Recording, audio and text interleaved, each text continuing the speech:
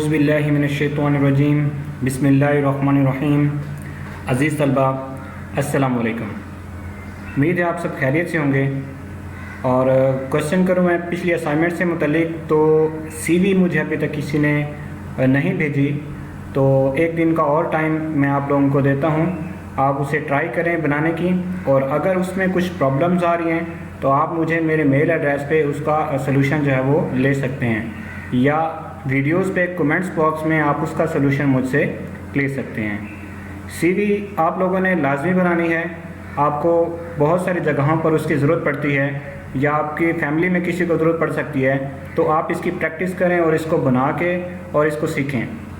तो हम आज अपने लेक्चर की तरफ चलते हैं।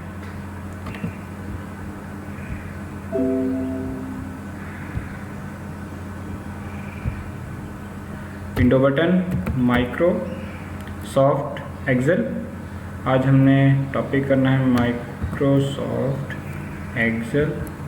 इंटर करें जी। तो हमने कल अलाइनमेंट तक सीखा था और अलाइनमेंट में ये दो चीज़ें रह गई थी। तो मैं आपको बताता हूँ रैप टेक्स्ट का क्या मकसद होता है। मैं यहाँ पे अपना नेम टाइप करता हूँ, मलिक जहांज़ेब। अच्छा, अब मैं इसको ऑल बॉर्डर्स कर देता हूँ ताकि आपको इसको बेहतर समझ सकें। तो नाज़रीन, आप देख सकते हैं कि जहांज़ेब का ए तक भी पूरा नहीं आ रहा और ये टेक्स्ट इस बॉक्स से आगे जा रहा है। तो अक्सर हमें ऐसे टेक्स्ट बॉक्सेस में या सेल्स में ऐसी मुश्किलात का सामना करना पड़ता है। तो उसके लिए हमारे पास एक सोल्यूशन है। वो सोल्यूशन ये है कि जैसे ही आप रैप टेक्स्ट पे क्लिक करेंगे तो ये टेक्स्ट जो है ना एक ही सेल में अरेंज हो जाएगा। देखिए, मैंने जैसे इस पर क्लिक किया तो वो एक ही सेल में अरेंज हो गया। तो आपको इसका मतलब समझ आ गया होगा, आपने इसकी प्रैक्टिस करनी है। फिर हम अक्सर औक़ात ऐसे होता है, किसी भी कंपनी का मेन टाइटल जब आप टाइप करते हैं तो आपको एक सेल की तो ज़रूरत नहीं पड़ती, उसके लिए आपको मल्टीपल सेल्स चाहिए, ताकि क्योंकि टाइटल हमेशा बड़ा होता है और पूरे टेबल के ऊपर उसे आना होता है। तो मैं आपको ये करके दिखाता हूँ। जैसे कि हम ये जितने मुझे सेल चाहिए मैं उनको चूज़ करूँगा। जैसे मैं FGHIJKLMN तक मैंने इसे चूज़ किया है, और जैसे मैं मर्ज एंड सेंटर पे क्लिक करूँगा तो ये देखिए अब ये सेल जो है वो कंबाइन होकर एक सेल बन चुका है। देखिए, जैसे मैं आई से नीचे आता हूँ ये सारे सिलेक्ट होंगे, क्योंकि अब मैंने इनको मर्ज कर दिया। ये सारे सेल्स मिलके एक सेल बन चुके हैं। और मर्ज एंड सेंटर का मतलब यह है कि जैसे ही मैं इस पर जो लिखूँगा वो सेंटर्ड में आएगा। जैसे मैं बरकत इंस्टीट्यूट, मैं इसको जूम कर दूँ थोड़ा सा ताकि आप लोगों को ना समझ आ सके।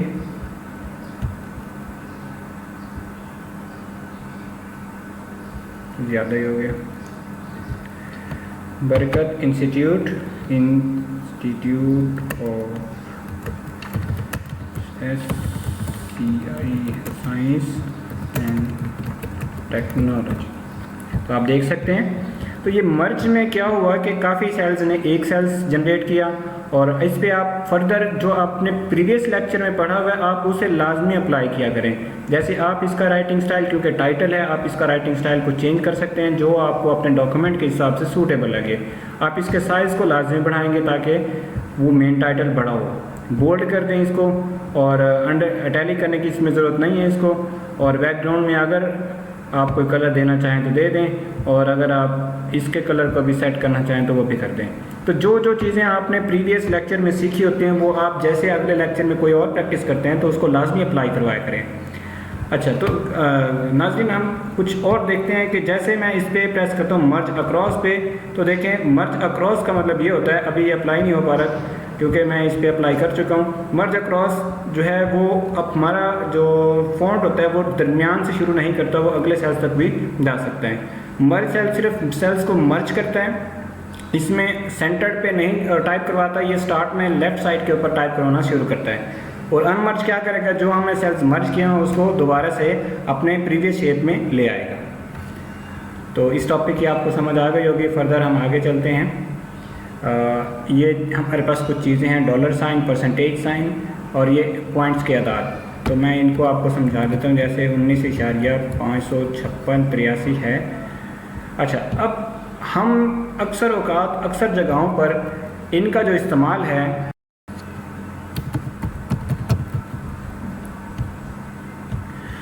इशारे के बाद हम हमेशा 2 पॉइंट्स या 1 पॉइंट्स का जिक्र करते होते हैं।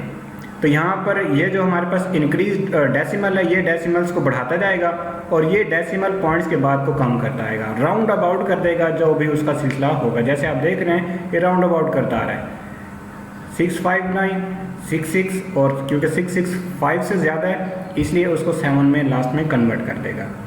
तो इसका मतलब भी आप समझ चुके होंगे। अब हम फर्दर चलते हैं। जैसे कि 1000 में से मैं कुछ नंबर्स लेता हूँ, 985, 856, 857, 865, लेकिन मुझे रैंडम लेने चाहिए, मैं नीचे कुछ और भी ले लूँगा इसे।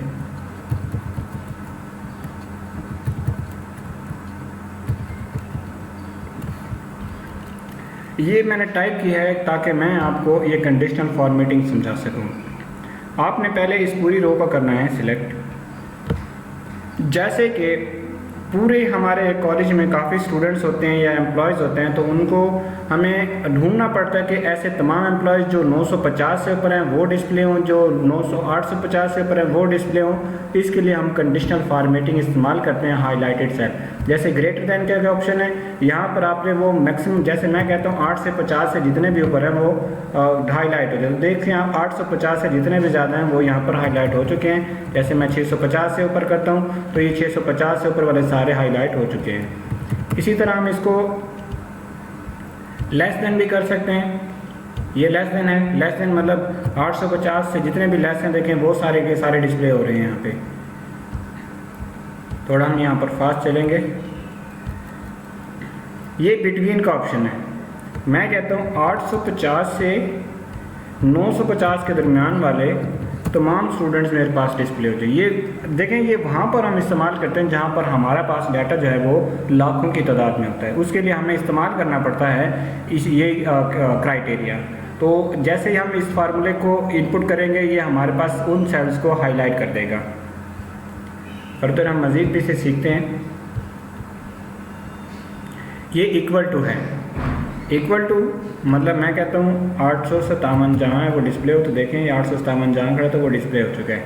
ये इक्वल टू वाली वैल्यू ढूंढेगा, जैसे किसी रोल नंबर के हिसाब से हमें किसी बच्चे को ढूंढना हो तब हम ये काम कर सकते हैं। ये टेक्स्ट कंटेन है। जैसे हम फ़ोन बुक में ABC से टाइप करते हैं तो हमारे पास कुछ आते हैं। जैसे मैं यहाँ पर अली करता हूँ, नीचे मुबशिर करता हूँ और नीचे आशिर करता हूँ। इनको अगर मैं सिलेक्ट करके और टेक्स्ट कंटेनिंग में ले जाऊं तो आप देख सकते हैं कि टेक्स्ट कंटेन यहाँ पर मैं टाइप करूँगा जैसे SHIR। मैं कहता हूँ ऐसा जो भी हो वो मेरे पास डिस्प्ले हो जाए SHIR।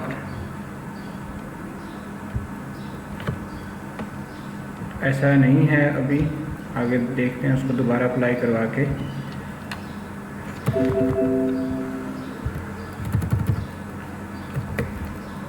तो देखें MU जैसे मैंने क्लिक किया वो मुबशिर नाम का जो बच्चा था वो डिस्प्ले होने लग गया। या मैं AS जैसे मैं टाइप करता हूँ तो AS जहाँ जहाँ देखें यहाँ भी AS है और यहाँ भी AS है, ये दोनों मेरे पास यहाँ डिस्प्ले होने लगे हैं। तो इसकी भी आपने प्रैक्टिस करनी है। डाटा अकरिंग, डाटा को भी हम चेक कर सकते हैं और डुप्लीकेट वैल्यूज़ को भी हम इसमें चेक कर सकते हैं। नेक्स्ट चलते हैं टॉप 10%, ये इनको छोड़ें। Above percentage, bottom percentage, below, इसको आपने वैसे प्रैक्टिस कर लेना कि अबव एवरेज की इतनी एवरेज से ज़्यादा जो स्टूडेंट्स हैं वो डिस्प्ले हों, इतनी एवरेज से जो कम स्टूडेंट है वो डिस्प्ले हों, वगैरह वगैरह। और डाटा बार जो हैं ये हमारे पास यूज़ होते हैं। हम जैसे स्टैट्स में अक्सर इस्तेमाल करते हैं इनका। डाटा बार्स ये हमें स्ट्रेंथ बता देते हैं। जैसे कि मैं देखें ये 958 वाला जो हमारे पास सेल्स है वो देखें ज़्यादा हाईलाइट हो रहा है और बाकी जो हैं वो जैसे जैसे वैल्यूज़ कम होती जा रही हैं वो डिम होते जा रहे हैं। तो ये स्केल्स बेसिकली उनके लिए हम इस्तेमाल करते हैं। ये आइकॉन्स हैं, ये भी जैसे कि मैं सिग्नल्स वाला आइकन यूज़ करता हूँ तो जिसके सबसे ज़्यादा मार्क्स होंगे, जो ज़्यादा मार्क्स कंटेन करेगा उसके सिग्नल्स फुल ये जनरेट करेगा और जिसके मार्क्स कम आते जाएंगे उसके सिग्नल्स को कम करता आएगा। ये इसी तरह हमारे पास एक पाई चार्ट की शेप में ये डिस्प्ले करवाता है। तो आप लोग इनको कहीं भी अप्लाई करवा सकते हैं जैसे आपको अपने डॉक्यूमेंट के हिसाब से सूटेबल लगे। तो हम आगे चलते हैं फॉर्मेट टेबल की तरफ। टेबल फॉर्मेट की तरफ, तो टेबल फॉर्मेट आप पहले वर्ड में भी टेबल इंसर्ट कर चुके हैं, लेकिन यहाँ पर टेबल फॉर्मेट हम फार्मूलाज के साथ सेट करेंगे।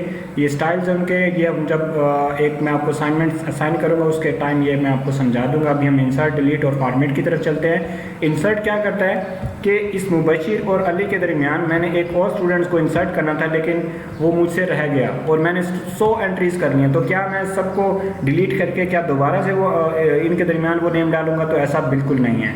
मुझे क्या करना पड़ेगा, बस उस रो पे करना है मैंने सिलेक्ट, और इंसर्ट बटन पे मैं करूँगा क्लिक। जैसे इंसर्ट बटन पे मैं क्लिक करूँगा एक नई रो इनके दरमियान जनरेट हो गई और मैंने उस डाटा को यहाँ पर कोट कर देना है। और सपोज करें कि एक स्टूडेंट आपके पास यहाँ पे मिस हो गया है, वो छोड़ के जा चुका है यहाँ से, तो आप ये डिलीट बटन पे जैसे प्रेस करेंगे तो वो रो यहाँ से डिलीट हो जाएगी। और फॉर्मेट क्या है कि फॉर्मेट इसकी रो हाइट, कॉलम, विड्थ वगैरह को सेट करेगा, और वो भी मैं आपको साथ साथ यहाँ से भी समझा दूंगा। मतलब एक तो यहाँ सेल से यहाँ से तरीका है इसको करने का, एक आप अपनी रो पे आके राइट क्लिक करेंगे तो ये आप सेल फॉर्मेट को यहाँ से भी सेट कर सकते हैं। जैसे कि इंसर्ट मैंने अभी समझाया, तो ये इंसर्ट कर सकते हैं। आपने डिलीट करना है, रो को सिलेक्ट करें, यहाँ से डिलीट कर सकते हैं। आपने रो की हाइट को सेट करना है तो रो हाइट पे जाएं। हाइट बाय डिफ़ॉल्ट इसकी 15 होती है। अक्सर कहीं MCQs में आए तो आप लोगों ने रिमाइंड रखना है, 15 होती है। मैं इसको 20 कर दूंगा तो देखें इसका साइज़ बढ़ जाएगा। इसकी हाइट कम भी कर सकते हैं, ज़्यादा भी कर सकते हैं, आपको अपनी उसके मुताबिक रखना पड़ेगा। हाइड करेंगे तो ये वाली रो हाइड हो जाएगी।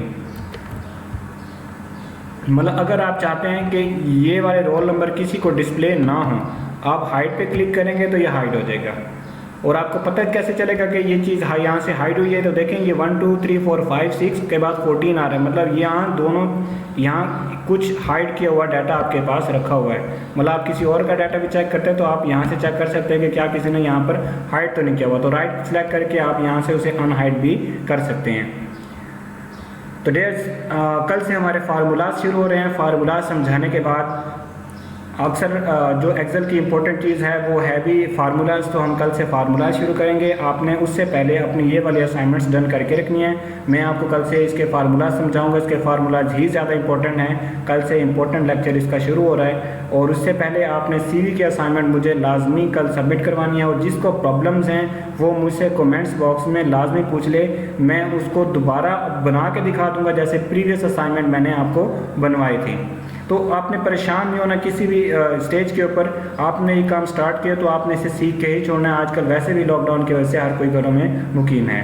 अपने टाइम को इम्पोर्टेंट कंसिडर करें, अपने काम पे फोकस रखें और अपने काम को ज़्यादा तवज्जो से करें। ये टाइम आपको मिला है, आप इसको यूज़ करके किसी अच्छे काम, अच्छे स्किल्स के लिए लाजमी स्पेंड करें, वरना घर में फ्री टाइम गुजार के दोबारा आपको ऐसा टाइम कभी भी नहीं मिलना। तो आप अपना ख्याल रखिएगा, अपने साथ मुखलिस रहें, अपने घर वालों का ख्याल रखिएगा। मुझे इजाज़त दीजिए। अल्लाह हाफिज़, जज़ाकल्लाह।